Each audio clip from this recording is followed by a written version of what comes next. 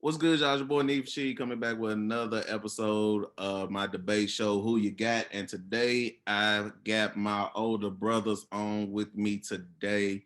And we're going to talk a little bit about NBA basketball and everything like that. A lot of times we talk a lot of sports stuff. If y'all could see or hear a lot of stuff we talked about over the years, we probably be having our home show on ESPN by now. But to keep it 100. But we're going to talk about a lot of different things that's happening. By the time this video drops, the first round already be, the first day of games already be done. We already know who won and everything like that. So when this drops tomorrow, it's going to be pre-predictions for all the Sunday games, but all the Saturday games probably already done by the time this video drops. So y'all, we already know who won, who lost. That really ain't going to affect who we picked to win the series. We just already saw the games. But introduce the one on the left. If you seen the video from mine, if you see it, that's Smooth on the left and that's Sherrod on the right, the two oldest brothers. So we talk about a lot of sports and everything like that a lot throughout our day. Even we were just texted and don't even matter. So today y'all gonna get a lot of different things from us. And the first thing we're gonna talk about is the NBA playoffs. And we're gonna break down who we predict to win the first round from the East and the West. We're gonna start out with the East. I'm gonna let my brothers go first and let them talk about who they believe is gonna win each series. So the first matchup we got is the 1-8 series, which we have Boston and Brooklyn. We already saw Brooklyn won today. It was a tough game. Shit, you ain't introduced Luma either. My bad. And we've been talking so much, I confused it. My bad. The 1-8 is Philly, Philly and Washington. Yeah, we're gonna start with that one. It's Philly, Washington. Nah, we've been talking about Boston and Brooklyn. I really forgot about that. I really forgot. So the 1-8 seed is actually Philly and Washington. We're gonna talk about that series first. I'm gonna let them go ahead and pick their predictions for the first round of that one, and then I'm swinging back to me. So y'all go ahead and talk about which ones y'all got. So we talking with Philly and Washington? Yeah. I mean, I don't think anybody's going to, like, Washington had a good year. I mean, coming from, I think they were 17-5 or something like that at the end of the season. So they went on a pretty good run, but yeah, it's going to be Philly. Now, Washington going to scare the hell out of them because it's going to be a game or two where Russ and Bradley Beal are on, and it's going to look ugly. But I think overall, Philly's going to win. I'd probably be comfortable to say I'll probably win in 5. I think Washington can get a game. I wouldn't be surprised. I wouldn't be surprised if Washington got 2. But if you were gonna nail me down, I think Philly wins in 5. Same. Unless Embiid get hurt or something like he, does in the playoffs, but that probably won't happen to the later rounds if he does. I don't see Washington really having too much of a chance against Philly. Better coach, talent from top to bottom, and Washington don't have nobody for Embiid. They ain't got nobody for that. So, but they also just got they balance scoring all the way through. Seth, Tobias, like they got bucket getters on the whole teams or not. I don't think that there's definitely a talent difference, and like Mike said, Washington has nobody to guard Embiid. However, between Russ and Bradley Beal, Phil has enough guys to throw at them. Bradley Beal has a bad wheel with his hamstring. So, like I said, I wouldn't be shocked if they got 2. But if you're gonna hold me down to it, they'll lose in 5. I would think Bradley Beal and Westbrook could probably get 1 at home. Yeah. The Phillies up 3-0. It's a closeout game. Washington gets 1. They go back to Philly and finish it out. It's something like that. It's not. I'd be shocked to see us. I can't remember, somebody on another show said that they think it's going to go 7, and I thought they were crazy. So, now we've seen crazier things. Somebody get hot for 4 games or 5 games, then but it'll be over in 5. Right. Say 5. I got Philly winning 2. I don't know 5 or 6, honestly. I do believe Washington will at least. They definitely gonna get 1 game. Yeah, I think they'll get a game. They're gonna get a game. That second game, I feel it really is debatable. So right now I'm gonna say 5, but I wouldn't be surprised if Philly wins in 6.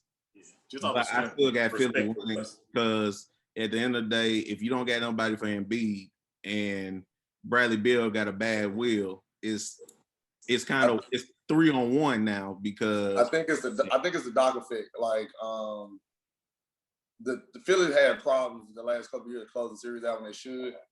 Like, you know, like the Toronto series when they lost to Toronto, I believe they had a game. I feel like game 5 or 6, they should have gotten it, didn't. And then, so I think that there'll be situations in which Doc will be like, you can close out now. So we can get 2 days off before it's time for us to play whoever else is coming. I mean, it's gonna start. You want like if everything holds the way it is, we all think we'll get to, you know. I know we'll probably have this conversation later on a different day, but we all think it's gonna end up getting to Brooklyn and Philly in the conference finals. So you want to be able to be as fresh as you can by then. So I'm thinking Doc's thing is gonna be like, let's get in here and get them out. So that's why I think it's gonna be over in 5. I can see Philly losing 1 game and then Doc saying, okay, y'all lost focus. We need to get this over and done with. That's why I think it's one of those. They go up 3-0 and then lose the last game and go back to Philly and win, or they go up 2-0, lose one of them, and then win the last 2. But I think like I couldn't see it going past 5. Yeah, I mean Philly in 5 or 6. I mean, when you ain't got nobody for Embiid that average 30 this year, it's kind of hard to not pick them to win once you got that. We're gonna flip it over to the 2-7 matchup. The game already happened today. We had Brooklyn beat Boston. But to a lot of people, if Boston was fully healthy, they might have had a longer series than what a lot of people might anticipate. But right now, we're going to talk about how, even though Boston looked pretty well against Brooklyn today, but Brooklyn caused a lot of the problems themselves. So it's kind of one of those hit and miss. But I'm going to let y'all, like we just did last time, let y'all discuss who you got in the 2-7 matchup of Brooklyn and Boston. I mean, it's gonna be Brooklyn. Like I think the reason we saw the game we saw today, well, it's a couple things. One, Brooklyn didn't play well at all. Like they didn't play well and still won. Like also Boston has played 2 games in the last 3 days or something like that. Like they've basically been active. Brooklyn had. So I feel like today was a rust game. Like they were just. First, I mean, they hadn't been playing with each other, thrown into the playoffs, you know, yada, yada, yada, and they still won rusty. I think, like, in game 2, they're going to have a better game plan for Tatum. Yeah. And I think it's going to be – I think you're going to start seeing Brooklyn be Brooklyn. By that 3rd game, them scores are going to start getting better because it's basically Jason Tatum a bust. And so what Brooklyn is going to do is the same thing the Lakers did with Steph. I mean, the same thing that you do when you play a team that got 1 star. You just say, all right, look, anybody else in the team can get 50, but you not.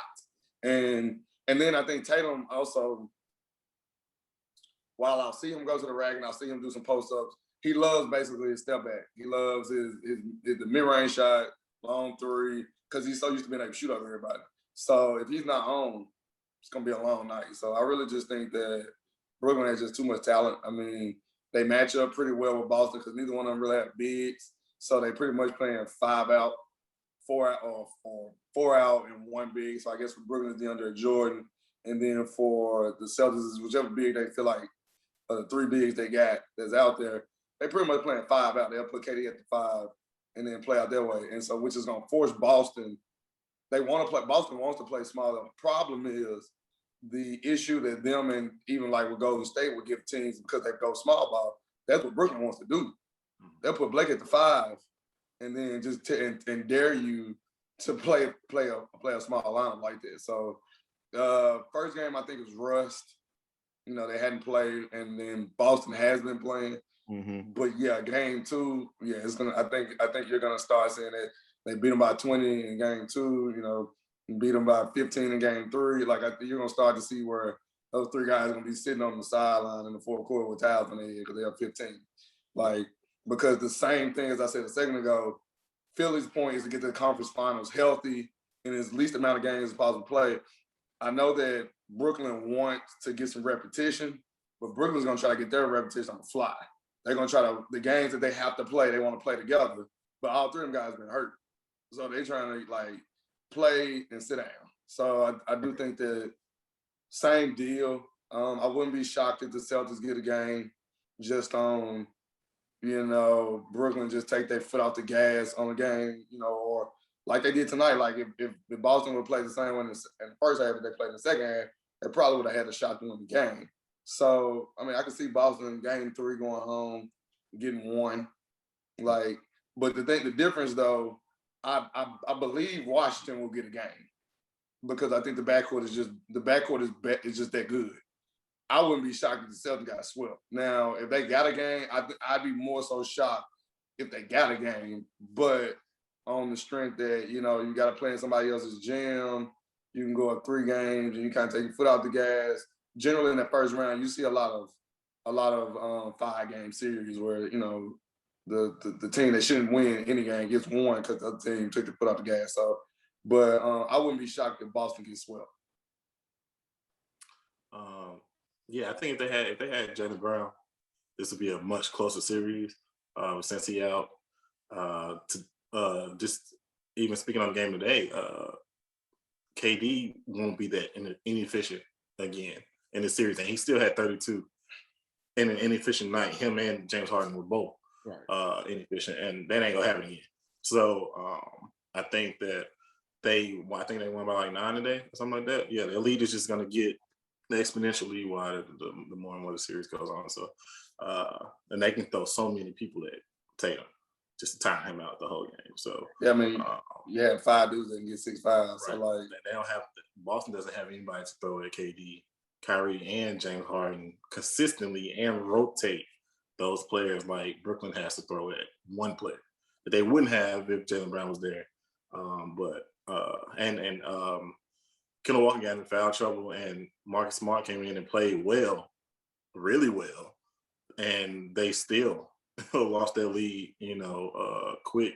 And then it was pretty much once they lost the lead, and it was pretty much over with. So I'm gonna go with Brooklyn, and I'm gonna go with Brooklyn in 4. I'm gonna say it's a sweep. Mm-hmm. I'm gonna say it's a sweep. The more we talk, the less confident I am about 5. Like I'm thinking they'll get 1, but the more we talk about, they'll probably get Brooklyn about it.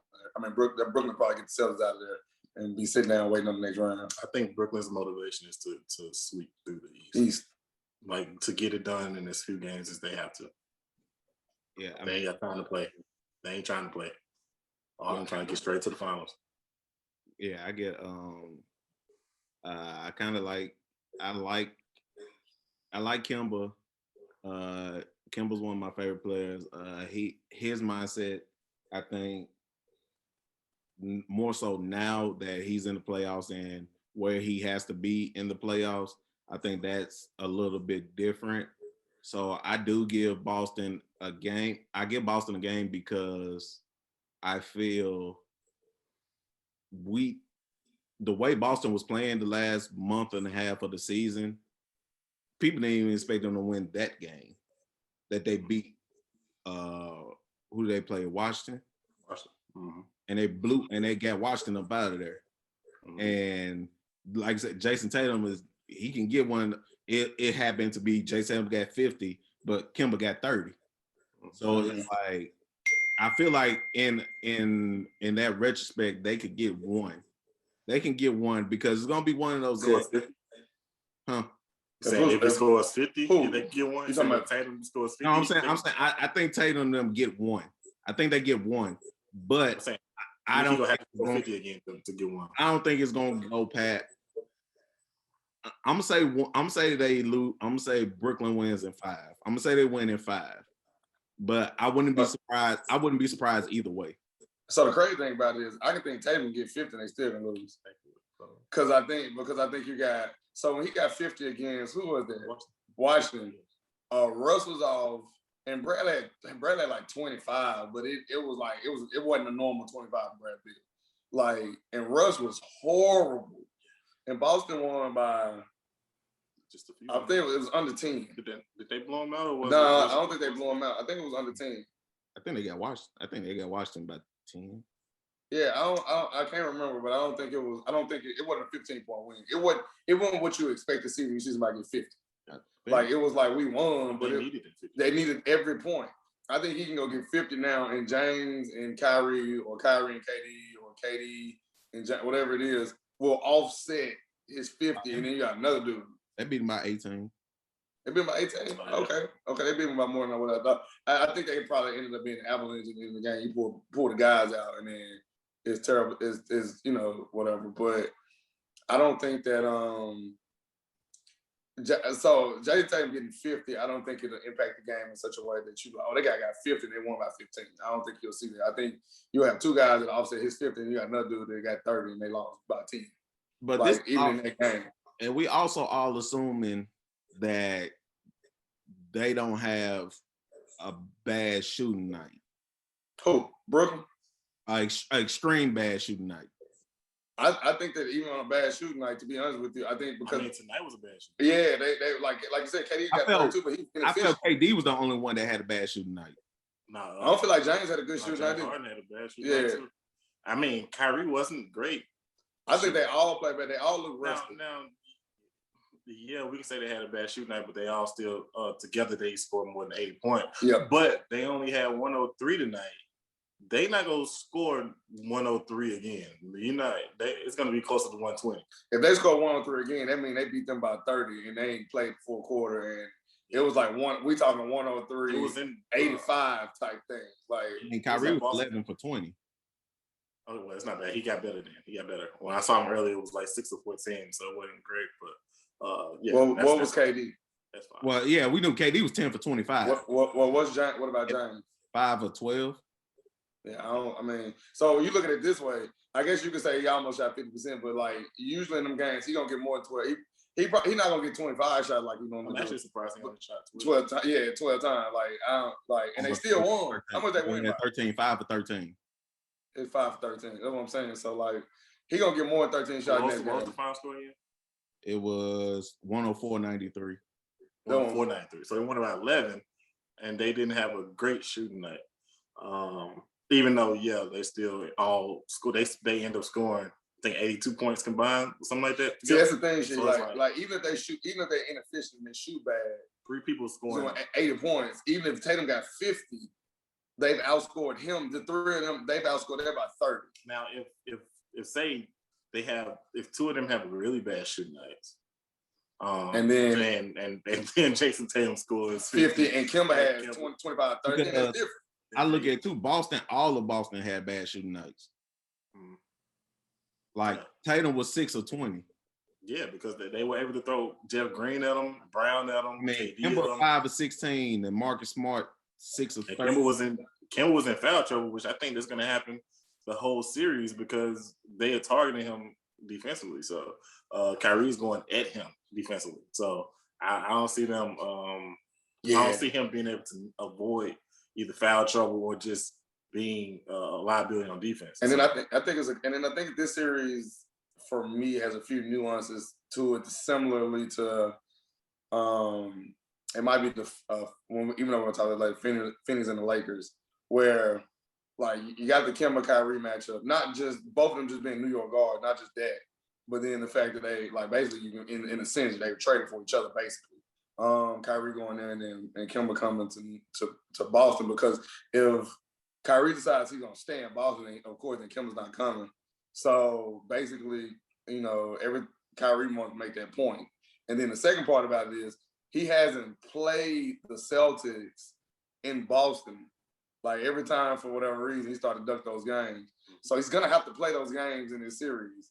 And so there's going to be some cooking going on. And then if you look at the fact that, while I don't think Jason Tatum is as good as Kevin Durant at all, in that sense, I was telling Mike earlier, this is the first time where both of them are playing against a guy that's basically similarly built, similarly height, the same height, similar skill set.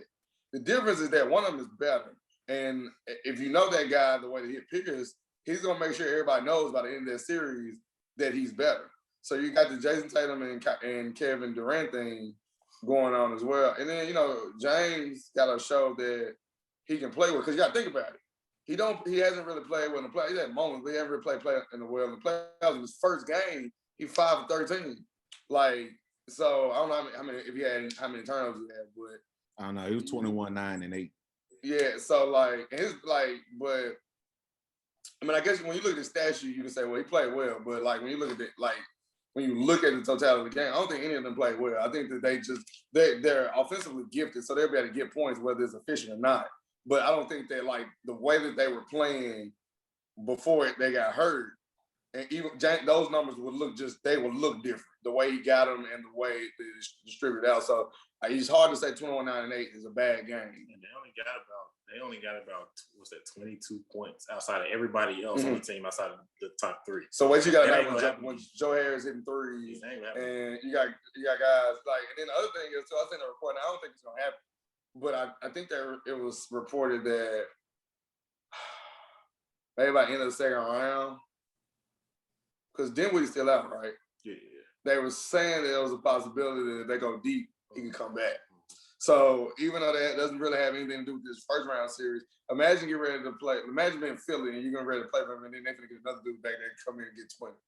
Like, so it's about to get very interesting. But what I will say is that, like, I guess back to the original point of question, I mean, I said 5, but it like tonight was, so when you start thinking about 5, you think about what game could you get? This was the game they should have got. So, because they're not going to beat us off on game 2. Game 3, they're not, and then game 4, they're trying to get the series over. So, yeah, like Mike said, I was trying to talk it into 5, but it'd probably be a sweep. I'm gonna give them 5 because I honestly believe I've seen it from all 3 of them before. They all have left out the gas before. All 3 of them have. Kyrie, KD, and James Harden have left out the gas before in a series. So I'm going to give Boston 1 because also, too, Boston, it's not like they just going to lay down and take a sweep. It's not one of those, because you could tell when some teams play certain teams, they pack it in. When LeBron used to play Toronto, after that first or second loss with Toronto, they packed it in. They didn't even care no more. So I know this is in the middle of the segment, but I just seen that it's the first time I've seen that dunk that Kawhi had. Yeah, this first time I've seen it. He definitely put dude on a poster. He on the bottom of something. He on the bottom of Orthopedic shoes. Ooh, man. But what's the next machine? But yeah, it would move on to the 3-6 matchup. That's the Milwaukee-Miami matchup. So that'll be the next series that we're talking about: Milwaukee Bucks versus Miami Heat. Let y'all go ahead and pick. We already saw the first game today. Milwaukee won 2. Kurt Middleton got him about it though. I guess if I had like that, so I know most people pick the 4-5 matchup being like the pick'em, but I actually think that's the pick. This the pick'em series. The Miami and Milwaukee series is more of a pick'em. To be honest with you, if I had to pick, I think that Drew Holiday brings Milwaukee what Miami had last year. Like Miami just out-toughed everybody. Like they were just mentally stronger and physically stronger, and they could be 2 for 20. You was gonna be 1 for 21. They just want, so like I think Drew Holiday brings that, and PJ Tucker both bring that type of stability that they're not gonna be considered soft anymore. Like you're not gonna just come in there and think, oh, okay, well we're gonna just pop Giannis across the head and everybody gonna do nothing. So I think that because of that, I think that Milwaukee has more talent. Yeah. So than Miami does. And if you bring that physical mindset of that, I think that, well, I love Jimmy, and Jimmy can play on my team any day, and Bam can play on my team any day. I think that Giannis is just a little bit better, and I think adding Drew Holiday to offset, to give you that third guy that don't, like, you ain't got to run a play for it. You just get the ball and get out of his way. He can create for everybody else. So now at the end of the game, the offense don't have to go through Giannis. Like you saw Chris Middleton, like I said today, get him up out of there. I let him run pick and roll top of the key, put up on two dudes. Then neither one of them were gonna block his shot and walked him out of there. So I think that in that standpoint, I'd probably take Milwaukee. I think it's gonna go 7. I wouldn't be surprised if Miami won, but I think that Milwaukee's a little bit deeper, and probably a lot deeper and more talented. And then I think getting Drew Holiday and PJ Tucker brought in 2 veteran guys that aren't afraid. Like, you don't have to worry about them. Both of them played in the playoffs. Both of them went deep in the playoffs. So the moment's not going to be big enough for them. Drew Holiday at a point in time was a max contract guy. Like, and I mean, people tell you right now when he sit down in that chair that it is, is over. And I've seen him break guys down. People don't realize, like, people still talking about him in the Orleans, but they don't realize the dude that was in Philly. Like, so I think that if I had to pick them, I think this is the toss-up series. I would pick Milwaukee because I think they're better. Coaching scares me though. Like, I don't really trust Milwaukee's coach. I don't trust Budenholzer past seeing him, to be honest, like, because he's had his teams are built like how those old Dallas Mavericks teams used to be, where they'll get 65 wins, then they'll be home in the first round. But I guess I would say I would take Milwaukee if you're pressing me on it. Yes, Milwaukee in 7, like, but I wouldn't be shocked if Miami won. I mean, just, because we've seen Milwaukee crumble in certain places, so I don't know if this is the old or new Milwaukee team, but I think Milwaukee in 7. All right. Yeah, it's a pick 'em too. Mm-hmm. I do though. This time around, I think Milwaukee has the motivational edge this time around because they got punked last year by Miami. So I think they're trying to make a statement against them, so they're a little bit more motivated. And Miami don't benefit from being in the bubble. So those players on their team that play so well in the bubble, they ain't gonna have that kind of luxury out here traveling. So I think it's gonna be much more of an even series. But they lost today. But Miami didn't play great. So and Jimmy didn't play great.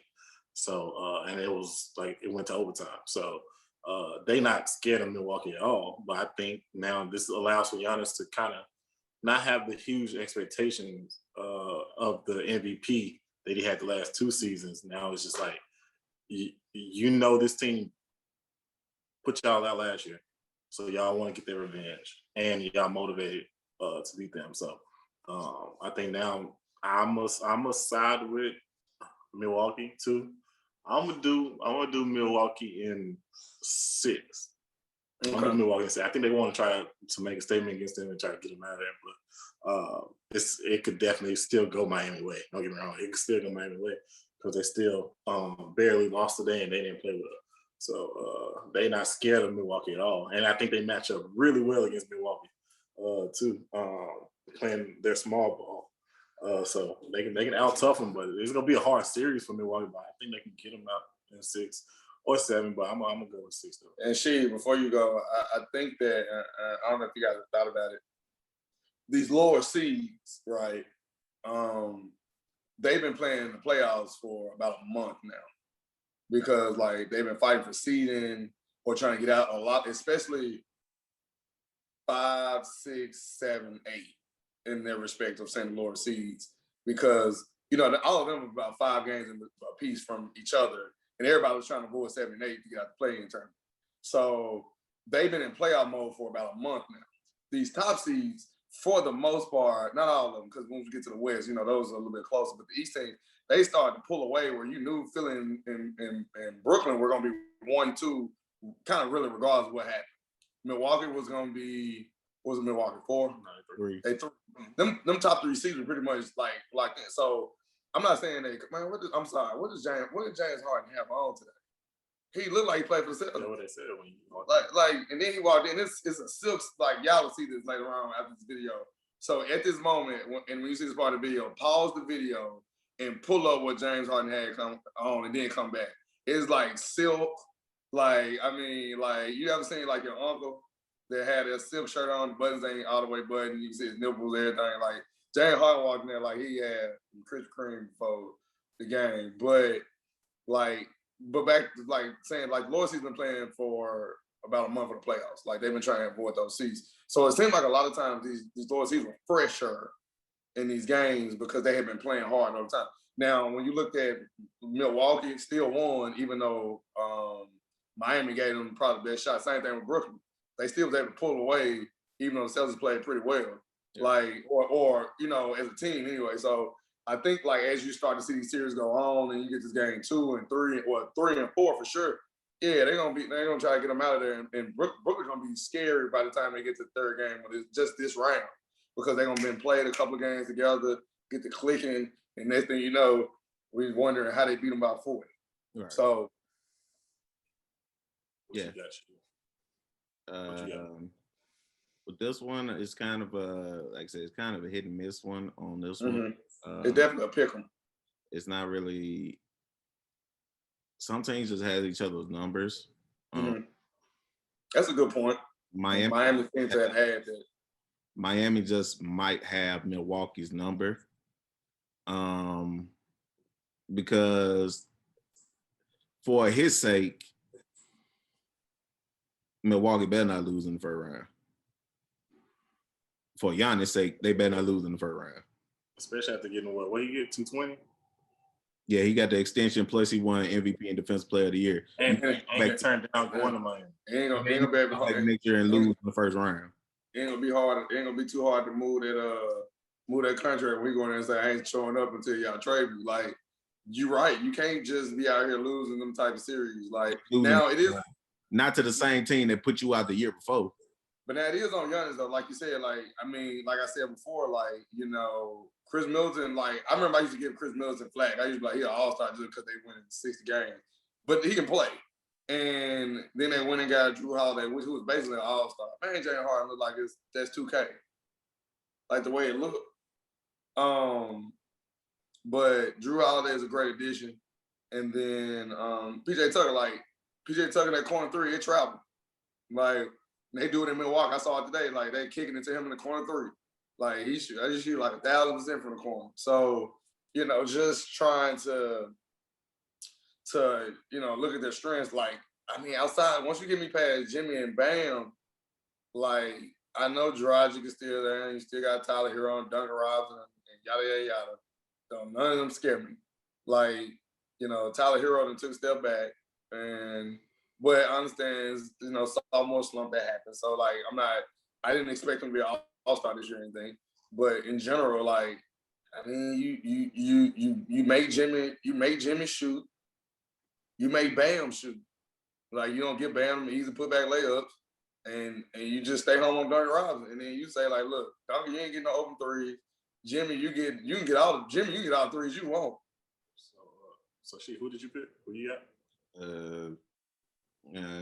I don't know. This is it's really a pick 'em. You flip a quarter and you like whoever you land on, you don't feel bad. It's a 6 or 7 game series either way. I probably would have been more confident in Miami if Oladipo wasn't hurt. Yeah. I forgot all about him. If Oladipo wasn't hurt, I probably would have been Miami and probably he was playing on a torn quad for most of the season, what they were saying. Yeah, so without him, because that would have been that's 20 points coming out to the roster too. That's 20 points that can Oladipo tonight, they beat Milwaukee the way they played.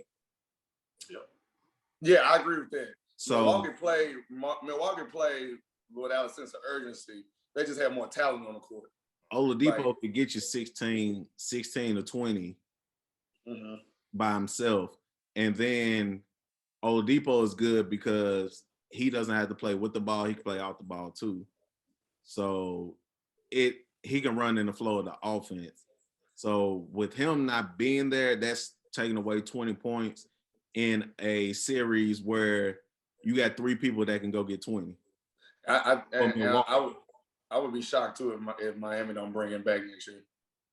I think they will. Yeah, like because I know he's playing in the country again. Now he might not get back to the number he want, but him, Jimmy, and Bam together with the other couple shooters and stuff like that. I think that, especially in the East. And they say he should be back for the start of the season. Yeah, especially in the East. Like, yeah. Brooklyn gonna be there, and that Philly gonna be there. Those are two guys. Like, if I'm Miami, I feel like them are the only two teams I'm really contending with, because everybody else, like them in Milwaukee, are pretty much even with Oladipo being healthy. So you don't feel like they're above you. So at that point, now you're shooting at Philly and Brooklyn, and then the way that these teams be maneuvering, you hope you can make them have to play each other early.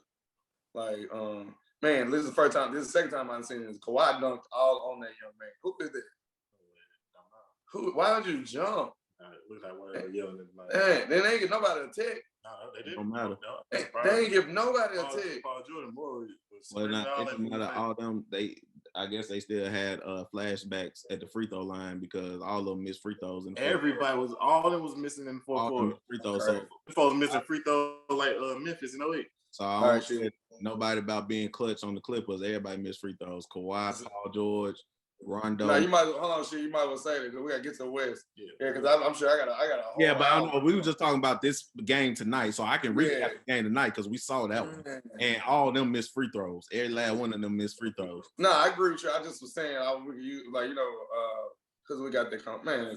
That'd be all right. So we're gonna flip it to the last one. Wait, you said 6 or 7, right? For the Milwaukee series, you said it could be 6 or 7. Yeah. And who you choosing though? I got me. You ain't gonna slide out of it. I got Miami in 7. Okay. Miami in 7. Only because I feel as much as I want to believe in the new team that they have, I feel Giannis has to prove to me that Jimmy doesn't own him. Giannis got to prove that to me because I feel like Jimmy took his heart last year. He took the team heart. Not just. I think they put them in situations though. I think they knew that Giannis is a liability in the fourth quarter. That's why you see the game was close in the fourth quarter. And I think last year proved to me that still was this year that Miami was a better team. Yeah, but that's why you see this year like you don't travel. If you just this is open gym. We rolled the ball out. It's open gym. My team versus your team. I beat you in 5. That's why. But that's why today you saw that at the end of the game they gave it to Mills, and they weren't finna try to run no downhill or nothing with Giannis. They were finna post up. It's like the only thing they could have done is try to do a pick and roll with him and Giannis. So that way, if the guy helps to slip, Giannis will get something rolling to the rim.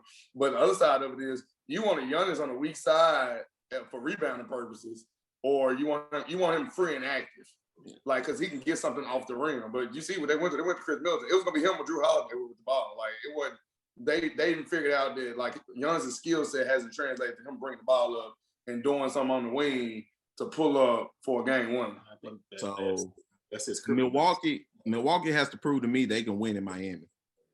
It's not so because I'm confident in Miami taking one in Milwaukee. I'm not as confident that Milwaukee could go down there and take all those in Miami. Well, I don't think it's gonna be a sweep. Like I think all of us think it's going 6 or 7. Yeah, but I feel like don't get me wrong. If I got Miami in 7, that means they gotta win one in Miami. They gotta win one in Milwaukee. I feel they have that better than I believe because I honestly don't believe Milwaukee is going to win all 4 home games. I feel if they win this series, they have to take one. They have to take one in Miami. Yeah, they almost didn't win tonight. Yeah. Well, we all thinking that like for it to be a 7-game series, we should. I mean, pretty much for the most part, I'm thinking that somebody's gonna beat somebody when they shouldn't, and somebody's gonna beat somebody when they should. Like, I mean, it's just like somebody's gonna win one of them games. Like tonight, like Miami played good enough to win. Milwaukee just did. Now the difference is that, like in the playoffs, these games are different. So they game over with. Yeah. Now, you gotta have Milwaukee come out. Like the thing that you gotta be ready for is where are you in the series when that other team is on? So if Milwaukee played bad today or didn't play great, so to speak, game 2, I expect them to be better. So now at that point, does Miami have a letdown game or a flag game? Now, most of the time, like they say, like the series hasn't started till the home team loses. However, when you're down 2-0, whether you're going home or not, you don't feel good about being down 2-0. I know people say, well, they just took care of stuff at home. Yeah, but you trying to go win these games to get these series over with. So down 2-0 is still down 2-0. Yeah. Now, so I mean, we'll see. But like I said before, I think it'll be in 7 rather. But again, I wouldn't be surprised if either one of these teams won the series. Yeah. But if I had to pick one, I think Milwaukee's a better team. I got that personnel. Miami in 7. So I mean, I'm gonna go out on a limb on that one, and Miami in 7 only because I feel you gotta show me. You don't trust Milwaukee. Nah, you gotta show me last year was a fluke. That's understandable. That they just got us that series. It was just a fluke. You gotta show me that, because for Giannis to be Defensive Player of the Year, he couldn't stop Jimmy. He couldn't stop a nosebleed in that series. To be Defensive Player of the Year, they was getting whatever they want to. Tyler Hero was coming out picks, shooting everything, and Jimmy was driving to the hole, average, and he was doing what he had to do. And they couldn't stop Bam. They couldn't stop Bam either. Chris Middleton was getting work. Brook Lopez got brought out from the paint. So it was like, it was easier for Jimmy to maneuver because they moved Brook Lopez out the paint. So it's like, I want to see what adjustments they make. I saw how the adjustments they made in the regular season, but I'm going to need Budenholzer to turn into Greg Popovich and not just do it in the regular season. I need you to do it in the playoffs. Because Pop did it in the regular season and the playoffs. It didn't matter. Budenholzer is just like how what's the name was in Atlanta when he had Jeff Teague and them. They played. Yeah, I don't trust. They played great, and then when the playoffs come, it always comes to somebody and they lose. So it is what it is. But we're gonna flip it to the last one, which is the 4-5 matchup: the Knicks versus the Hawks. Hold on, Shane. Before you go, I guess we just saw it on TV. Did either one of y'all know that it was a certain amount of time to shoot free throws? See, I didn't know that. I thought you said that long as you need to. Nah. Like, you get 15 seconds. Well, like 13 seconds. I think it's 12. 12 seconds. I thought it was 10. My bad. Yeah, and it might be 10. They gave him 3 more seconds. He still shot late. But I was like, they showed the lane violation. I was just curious. Before I didn't mean to cut you off. I'm sorry. I just didn't know that. Like, for whatever. And I guess it's because you got a routine that you go ahead and do, and so you don't think about the time. Yeah, I mean, Dwight Howard got called a couple times. So you gotta just. Touche. Touche. Yeah, so he got caught a couple times, so I know it's a limit. But yeah, that 4-5 matchup is the Knicks, who ain't been in playoffs since Melo left. I don't even remember last time Knicks been in playoffs. And so we got the Knicks, and then we got the Hawks, who ain't been in the playoffs since 98. Since Dominique was there. But it's them Jeff Teague years. Them Jeff Teague, Josh Smith. Yeah, since Joe Johnson them left, I don't think they. They ain't crazy though. Like we like 2012-ish. Yeah, that's when they was getting swept by LeBron. They was Toronto. So Atlanta and the Knicks. Toronto. I'm gonna let y'all go ahead and figure that one out. Who y'all got between the Knicks and the Hawks? So I was, I might be I don't know if I'm the only one on the panel that believe that, but I got the Knicks. I think this will probably. I know I said 7 earlier, but I think this will be over in 6. I think what I think is that the talent level is. I think the Knicks got a little bit more talent, but you can easily tell me the talent is a wash. But I think the Knicks are going to out-effort Miami. I mean, Atlanta. Like, I don't think that. So how some of these teams have problems when they go to Atlanta. Mm-hmm. Like when you live in Utah, you got problems when you go to Atlanta. But the Lakers, when they go to Atlanta, they don't have no problem because they use so living in New York and coming to Atlanta for 2 games ain't gonna be no issue. I think that the best player on the floor is probably gonna be Julius Randle. Like, I know that Trae Young is probably gonna score more, and I know his assist numbers will be high. But y'all know how it is. Like they say about Chris Paul all the time. Like, you 6 foot, you can only do so much to impact the game. And Trae Young is not 6 foot. I think that they'll put a couple guys on him. He still will get his numbers, but he's gonna be inefficient shooting. And I don't think they got. I mean, I guess Collins is going to be having to guard Julius Randle, but anybody that's ever played basketball before knows guarding left-handed dude is the hardest thing ever on the court. Like I don't understand what they do and how weird it is that they move. Yeah. It's just different. And they got two of them dudes. Like that's probably why they the fourth seed. They got two dudes that's left-handed on the side. Like so, you run a left-handed pick and roll.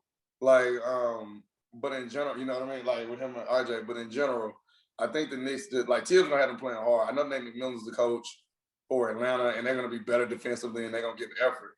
But Tibbs' team just play hard. Like you're not gonna get the loose ball. Mm-hmm. You're not time of possession. They're gonna have the ball. They ain't trying to. They gonna run a little bit, but they turnover gonna be low. They're gonna play hard. They're gonna play smart, and they're gonna play defense. And the Knicks play defense. And Atlanta's one of those teams that will try to outscore you a little bit. Like, they might try to, you got a couple guys that play defense, but in general, it's Trey or bust. I think they're going to do the same thing similar to what everybody did with Steph toward down the stretch. Send 3-4 dudes toward him. He's shorter, so you can kind of do some of that. You make him shoot. He's shooting out. He's shooting past. He's shooting at the logo because he needs to see that to see all the defense. Right. So you can stretch him out and put guys out there like that can make him shoot that. And I think the Knicks are gonna play hard, like gonna play hard. And if you think any atmosphere, Luna sleep. If you think any atmosphere is gonna be crazy, Madison Square Garden is gonna be crazy for a home playoff game. Like so. Those guys, even for some of these guys, and this Atlanta, they weren't in the playoffs last year. So this is their first time in the playoffs. And you gotta go to Madison Square Garden. And when y'all finally got fans back, or partially anyway, all right. So I think that I think it's a 6-game series. I mean, like I said in the other prediction, I wouldn't be shocked if they go 7 because these teams are pretty much evenly matched, just like Milwaukee and Miami are. Mm-hmm. But I think that New York has a little bit more talent, but if you tell me that's a stretch, that's fine. But I think they're gonna outplay them. Okay. I just think they're gonna outplay them. I think they're gonna come in trying to prove that it's not a fluke and they're a good team. Mm-hmm. And so I think they're gonna outplay them. I think it's going the loose balls, the less turnovers. Like I think so. I take the Knicks in 6. Understandable. I'm choosing the Knicks too for 2 reasons. Of course, Tibbs, and just how tough they're gonna be defensively, and Atlanta is not trying to play defense like that. So if you're saying the scoring is going to be similar, but one team is going to play really, really hard defense and hustling for the loose balls and all that, then I'm going to choose New York. But second, this is the first time kind of that Tibbs has always been synonymous with playing his players too much, almost like the defensive D'Antoni. Like he plays stars too much. Mm-hmm. But now he can legit go 8 or 9 deep with New York because they got $500 million too. Yeah. And they can go so deep now that Julius Randle, they don't have to play 40 plus minutes every night now because they can go deeper. So you can bring D Rose off the bench, you can bring Quickly off the bench. And they have a good long bench now to throw it, not only to just take minutes away from people, but to throw it Trae Young specifically. They got a bunch of guards to throw at him so that they're always going to be fresh on him.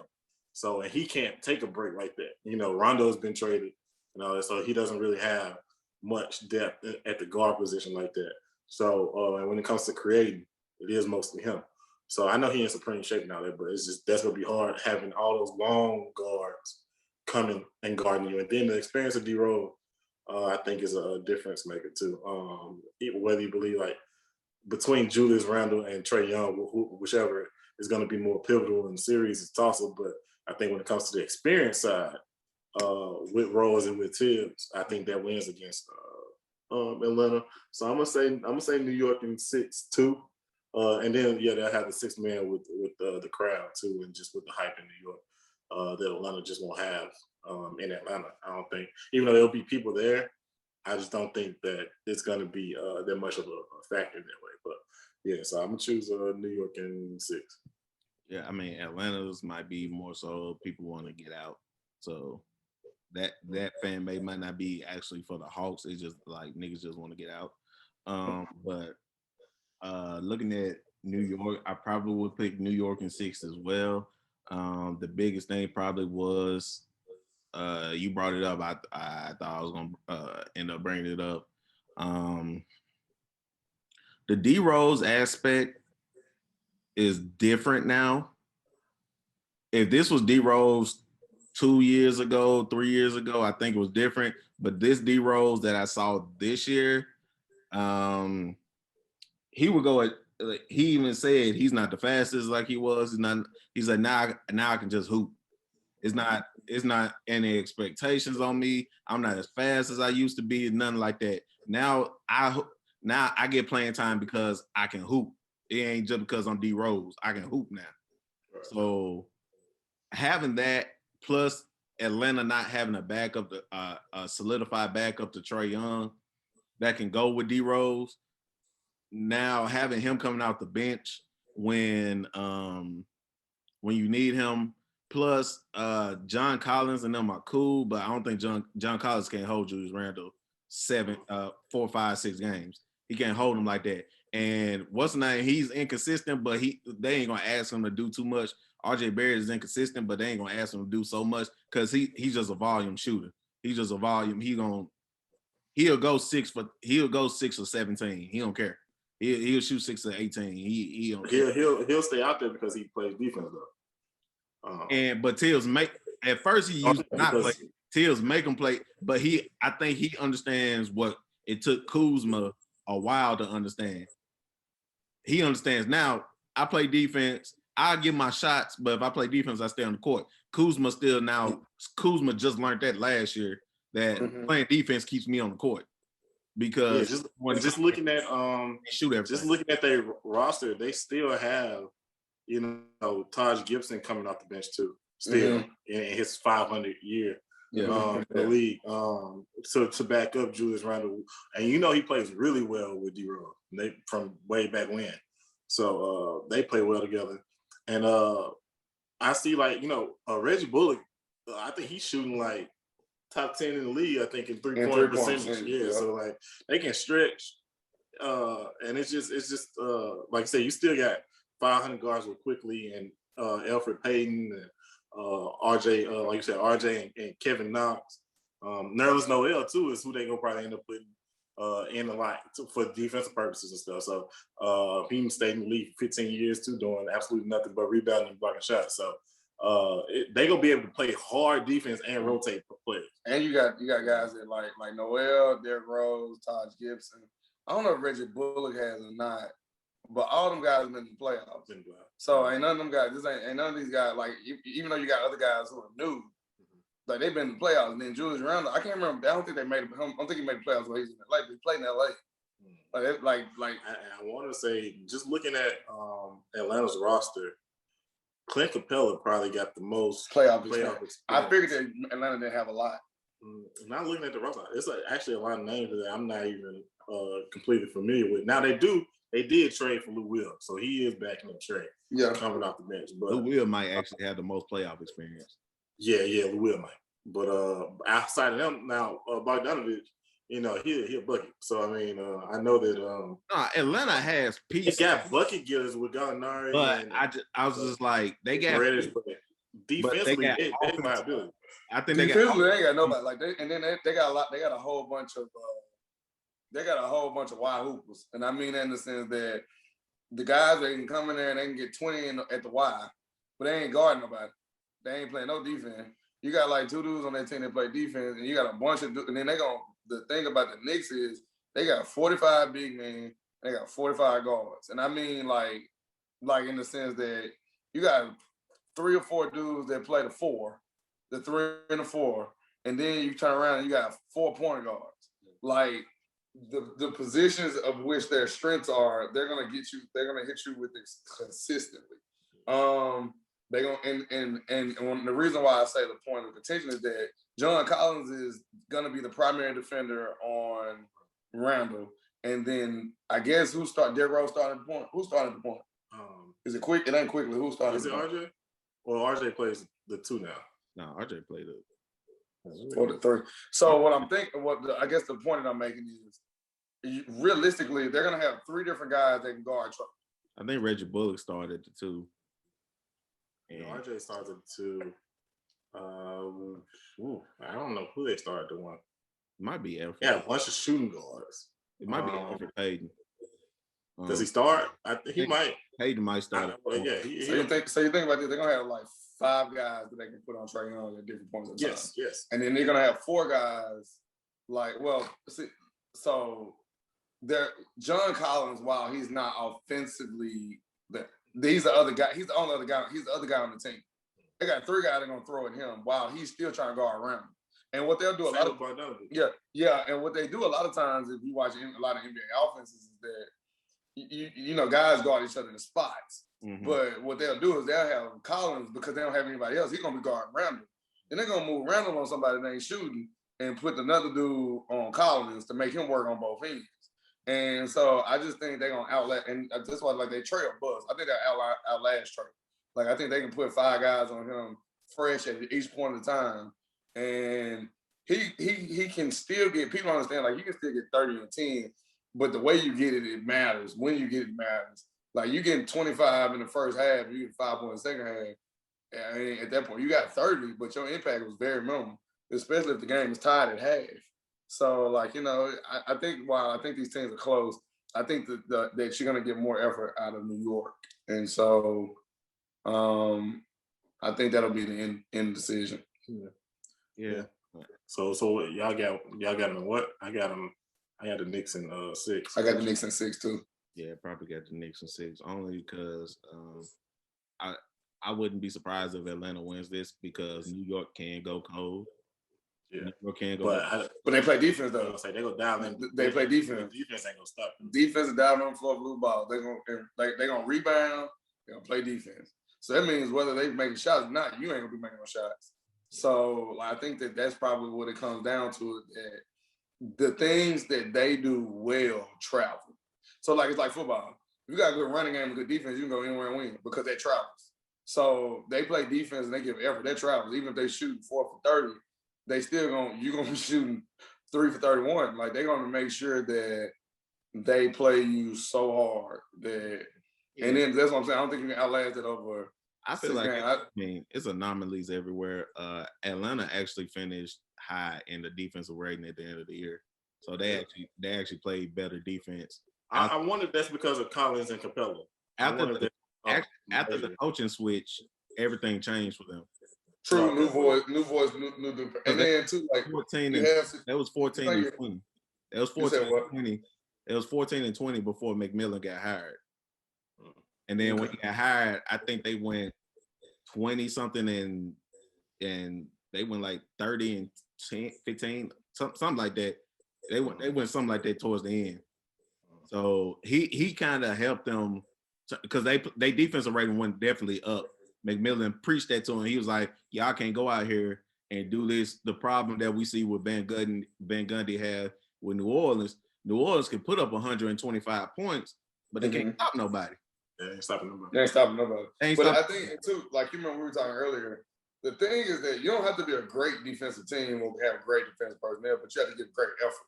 And they don't give the effort to be good defensively. I'm talking about New Orleans. They don't. They're more so just like right now. I think they're gonna need a change in voice too. Yeah. Some got change. And it could be, it just gotta be somebody that's more relatable to those players. Mm-hmm. Even if they had somebody like Dwayne Casey from Detroit, like it would have been a lot better for them. I'm gonna look at it and be like, all right, bro, this y'all third coach. So y'all figure it out. Yeah, I mean, at some point it's not the coach anymore. But I agree with that. Like, but I do think that I think having the problem with New Orleans, we're going off on tangents because this ain't got nothing to do with playoffs. But the thing with New Orleans is just that there's not clearly defined roles for everybody, and then on top of that, they give lackluster effort on defense. So everybody wants to be the star scorer and star on offense, but everybody don't know their role. Who the leader of the team? Who's the best player on the team? Zion or BI? who's the go-to player, who's the franchise player.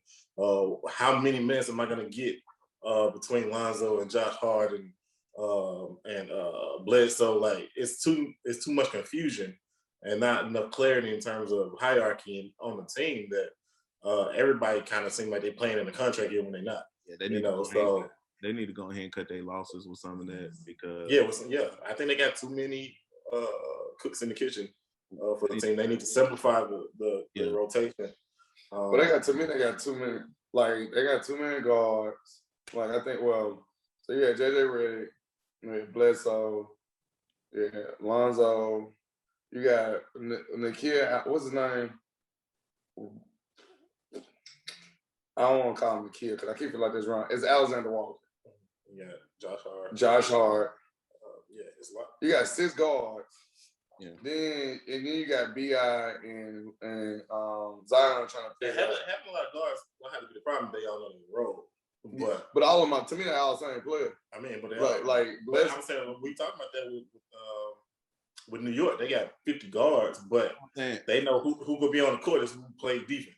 But I figured that I was like, I mean, what's I guess because I look at it like I'm looking at it like New Orleans no more. You said what you? I said, what's name ain't in New Orleans anymore, so that's one guard, one less guard. JJ. Yeah, but I'm just saying though, like I mean, but he got moved to trade deadline by then. They were set. And I'm sure Lonzo will leave. I don't think they go. I mean, they don't never.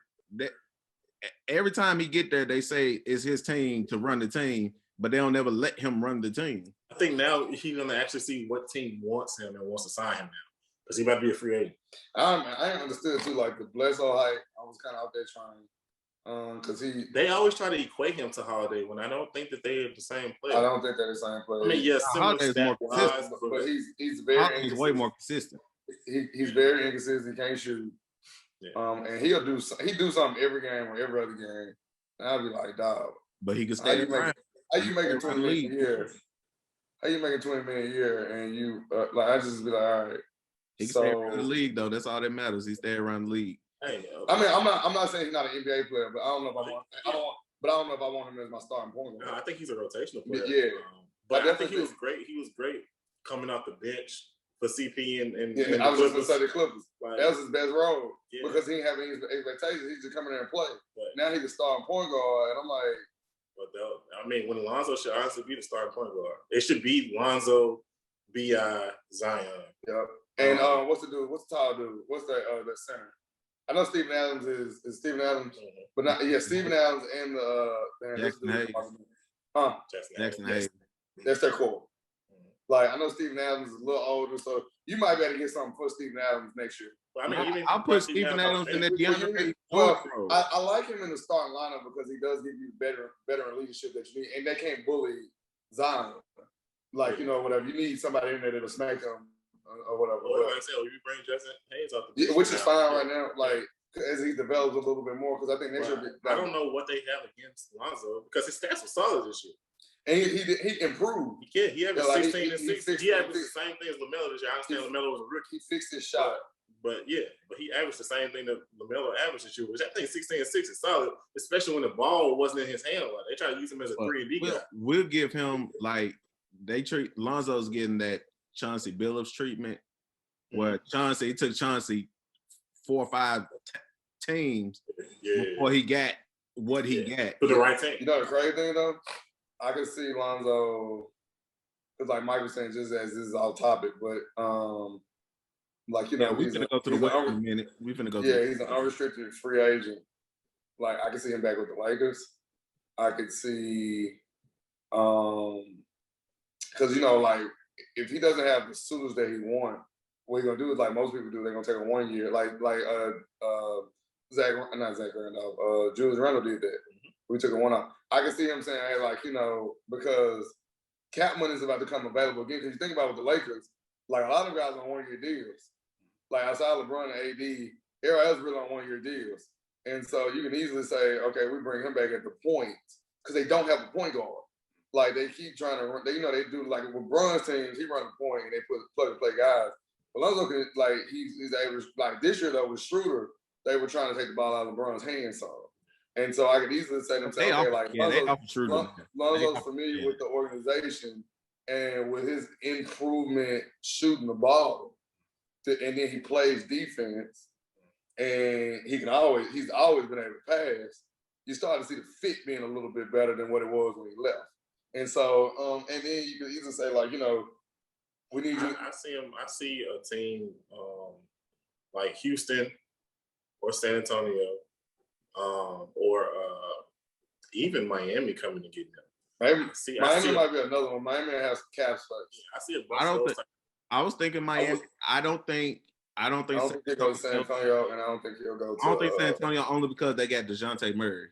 I mean, I'm not necessarily saying they want him to start or want him to be the point. But I would feel if he went to, because since Toronto don't want Kyle Lowry, that could be an option. That's why I see him going to Houston, simply because they seem to want to retool, they got John Wall. Rebuild. I don't think John Wall wants. I think John Wall wants out. Yeah, but they got him on contract. I think he's on contract 2 more years. Yeah, he's on contract, but I think it might be mutual. Yeah, they traded a worse deal for a worse deal. They traded away. Yeah, I don't think they want John Wall either. Well, no, what they did was they traded to get those picks back. Yeah. And then they probably had a plan in their mind that if he's not what they thought he was, they try to see if they can cut bait after a year or so, or a year and a half. But they wanted them picks back. You know who not wanting to pay John Wall all that money and buying him out and paying Lonzo less, of course. You know who I think Lonzo played good with, even though their team they didn't make the playoffs? I like him in Minnesota. Really? I can see that. I like Lonzo in Minnesota. I like him running with Anthony Edwards and Karl Anthony Towns. I see him. And D'Lo can, and even if they keep D'Lo can play out the ball. Yeah, I see them saying D'Lo as a traditional point anyway. But. I see them saying, like, I see him saying from where he from. I ain't Minnesota. Look, I'm telling you now.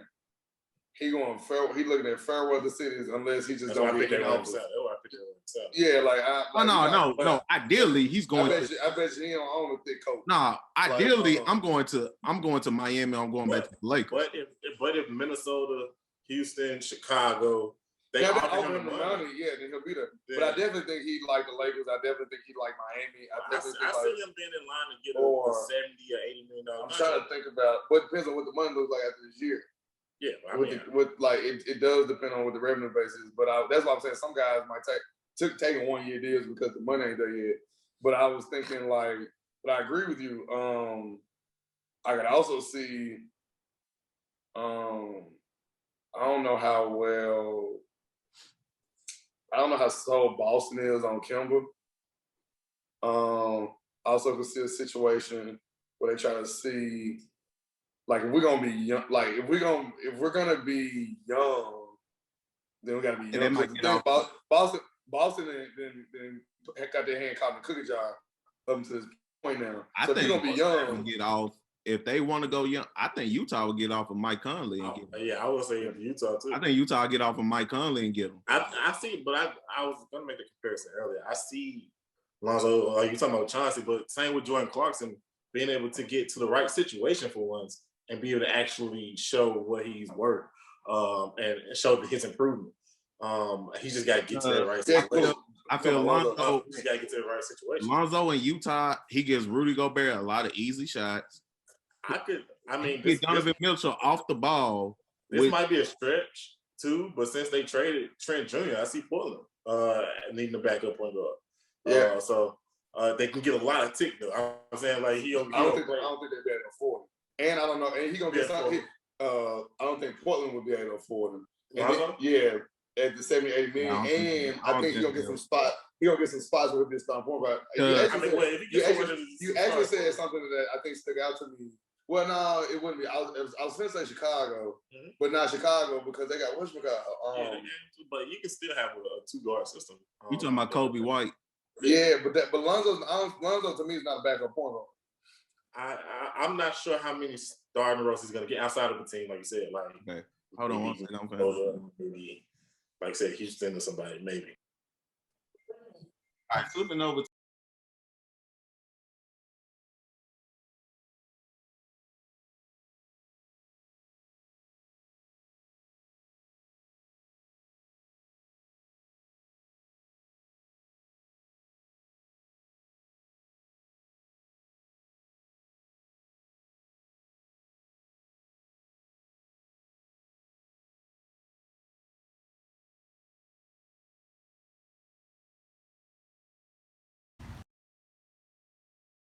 You feel me?